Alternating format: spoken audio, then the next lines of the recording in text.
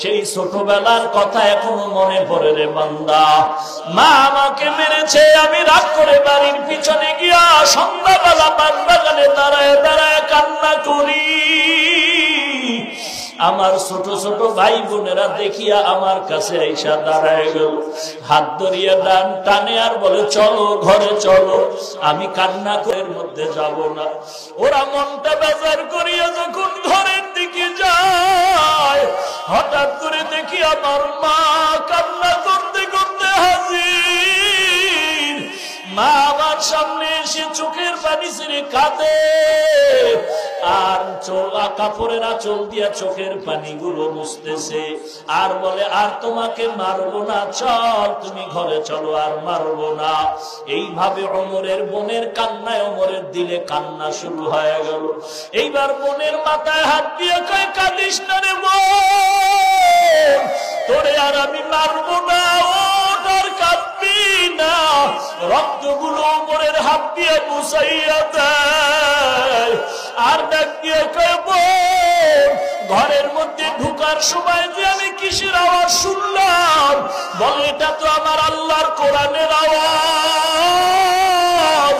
ওমর বলে এই কোরআনের আওয়াজটা আমাকে আবার শোনাও। এইবার বোন বলে তুমি আগে গোসল করে পবিত্রতা অর্জন করে নাও। ওমর গোসল করলো, বোন কোরআন পড়লো, বা ওমর নিজেই পড়া শুরু করলো। তাহা মা আনজালনা আলাইকাল কুরআনা লিতাশকা। ওমরের অন্তরে কোরআনের তেলাওয়াত যখন শুরু হয়ে গেল, কেমন যেন বারুদের মধ্যে আগুন লেগেছে। ওমরের অন্তরে তো আল্লাহর দেওয়া হেদায়েতের নূর আছে, শুধু কোরআনের নূরের অভাব। আল্লাহর হেদায়েত পাওয়ার জন্য দুইটা নূরের দরকার। এজন্য আল্লাহ বলেন নূরুন আলা নূর। এর নূরের উপরে যখন নূরের মিশ্রণ হয়ে যায়, তখনই ভেতরে কুফুরির ঘরে আগুন লেগে যায়। ওমরের অন্তরে হেদায়েতের আলো আছে, কোরআনের নূরের আলো নাই। যখন কোরআনের আলোর নূরটা গিয়া সিনায় বাড়ি লাগলো, ওমরের দিলটা নরম হয়ে চোখে কান্না শুরু হয়ে গেল। বোনের ডাক দিয়া কয় বোন, এত সুন্দর কথা তো জীবনে শুনি নাই। এই কথাগুলো এত সুন্দর, না জানি যে শিখাইছে সেই মুহাম্মদ কত সুন্দর। একটু চলো, আমি তাকে দেখার জন্য চলে যাব। ভগ্নিপতি বের হইয়া ওমরের নিয়া নবীর দরবারে রওয়ানা। নবী মক্কায় বসে আছেন, সাহাবায়ে কেরামরা পাহারা দিতেছে।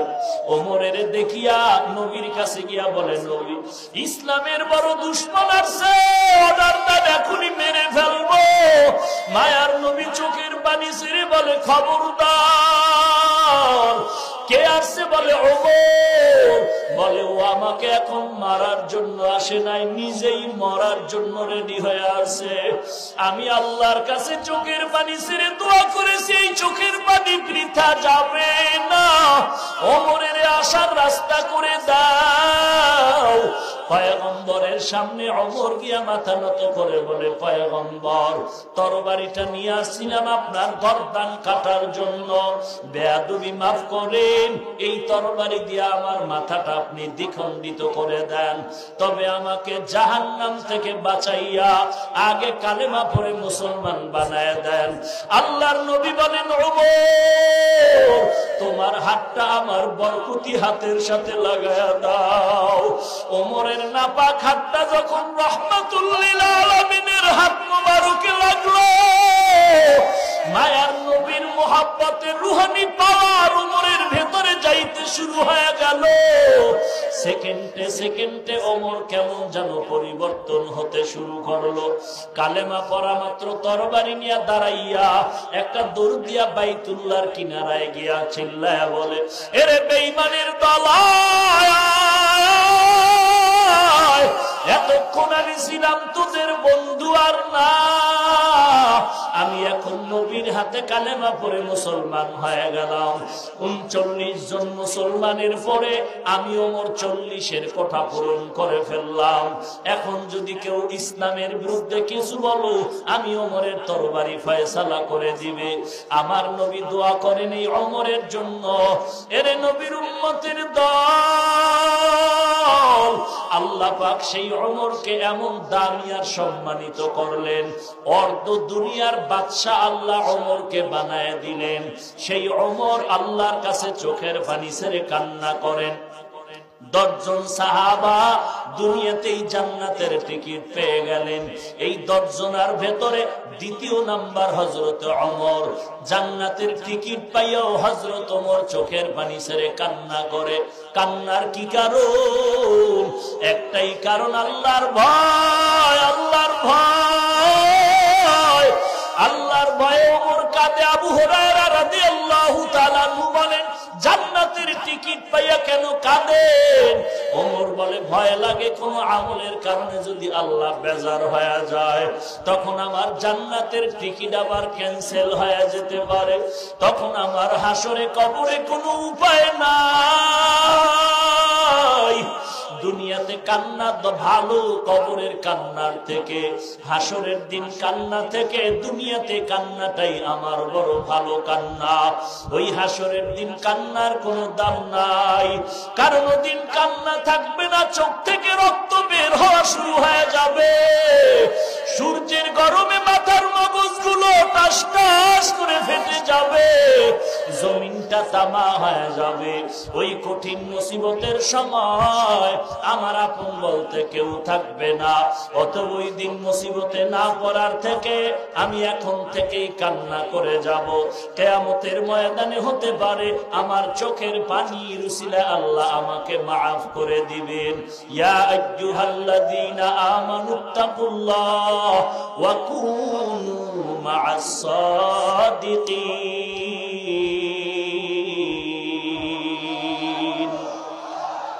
हर के दारत खौफे हक दर दिल मदाम जन्नतुल मअवा देह दूरा मकाम जुज़बा हक ची जे मखाज इंसो जा फजले उआ मस्ते दर जुमला जहा। ওমরের মতো বান্দা জান্নাতের টিকিট পেয়ে যদি কান্না করতে পারেন, আমাদের যতটুকু আমল করেছি একটা আমল কবুল হয়েছে বলে কোনো অন্তরে সাক্ষী নাই। যে আমল করি নামাজ পড়ার পরে দিল বলে নামাজটা নামাজের মতো হয় নাই, জিকির করার পরে অন্তর বলে যেইভাবে জিকির করা দরকার ওভাবে করতে পারি নাই। আমার আপনার কি পরিমাণ কান্না দরকার, এমন একজন আল্লাহওয়ালা জমিনে গুজরিয়া যায় না যে কান্না করে নাই। ওই শুধু কান্নার কারণ আপনার আমার থেকে আমল তারা কম করেছেন ব্যাপারটা এমন না। তাদের তাহাজ্জুদ ছিল, ইশরাক ওয়া বিনচাস নামাজ পড়তো, আমলের লাইনেও তারা আগানো, ইলমের লাইনেও তারা আগানো। এরপরও সারাটা জীবন কান্না করার কারণ অন্ধকার কবরে একা একা কি করে থাকবো। এই অবস্থা ততক্ষণ পর্যন্ত হবে না যতক্ষণ অন্তরের মধ্যে তাকওয়া আসবে না। এই অবস্থার তাকওয়া ততক্ষণ পর্যন্ত তাকওয়া অন্তরে আসবে না যতক্ষণ পর্যন্ত বান্দা আল্লাহওয়ালার বন্ধু হবে না। আল্লাহওয়ালাদের বন্ধু না হওয়া পর্যন্ত এই তাকওয়ার মেডিসিন অন্তরে আসবে না। যতই বাহাদুরি করেন ওই বাহাদুরি শুধু দুনিয়াতেই, মরণের পরে সব ধ্বংস হয়ে যাবে, কিছুই থাকবে না। আল্লাহর কাছে চোখের পানির বড় দাম। সবাই মুনাজাত ধরে, সবাই কাঁদে, আমার চোখে পানি নেই কেন? একমাত্র গুনাহের কারণে। এজন্য আল্লাহর পাকের দরবারে কান্নার বড় দাম। যদি কান্না না আসে আল্লাহর দরবারে তৌফিক কামনা করা, কান্নাওয়ালা চক্ষু দান করেন, কান্নাওয়ালা চক্ষু দান করেন। কারণ এক ফোঁটা চোখের পানির এত দাম। মায়ার নবী বলেন কান্নাওয়ালার জন্য জাহান্নামের আগুন হারাম। এরে যুবক আল্লাহর গোলাম, স্কুলে পড়ো, কলেজে পড়ো, চাকরি করো, ব্যবসা করো, কোনো বাধা নাই। তবে তওবা করো, জাহান্নামের 1 সেকেন্ডের আযাব সহ্য করতে পারবা না। আলেম ওলামাদের কথা মিথ্যা মনে করিও না। আল্লাহর কোরআন